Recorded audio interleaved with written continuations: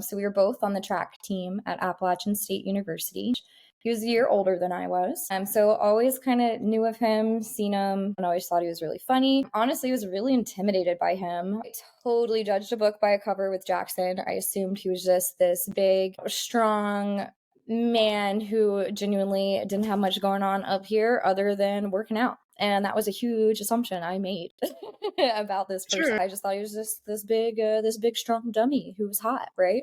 So I didn't think anything, more than that. So yeah, we never had a relationship in college. We'd always like followed each other on social media, things like that. And, kind of commented, occasionally on each other's stories. One day, I think he had posted a picture of a bunch of meats. Sundays are a big meat smoking day for him and some buddies. I commented, I was like, oh my God, that looks amazing. And he replied back like, hey, we do this pretty much every Sunday. I'd love for you to come over. At this point in my life, I was in my focusing on me era.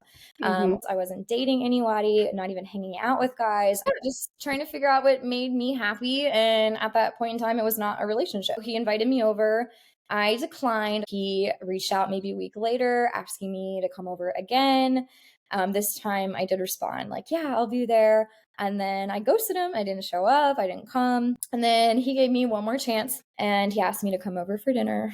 And I said yes. The day shows up. It's maybe about 5 or 6. And I'm at the house and I hadn't heard from him. And I was like, oh, maybe he's bailing on me now. Like, that's funny. I deserve that. Like, whatever. So I texted him like, hey, like, are we still on for tonight? And he was like, yeah, come over whenever. So now my heart is like pounding like a million miles per second. I'm like, oh my God. So of course, friends I was living with at the time are so excited. They're helping me get ready and they're asking what's happening. And I'm like, oh no, there's going to be a bunch of people over there. He smokes meats on Sundays. Like there's going to be a ton of people. It's not a date. I get over there. No one's there. It is a date.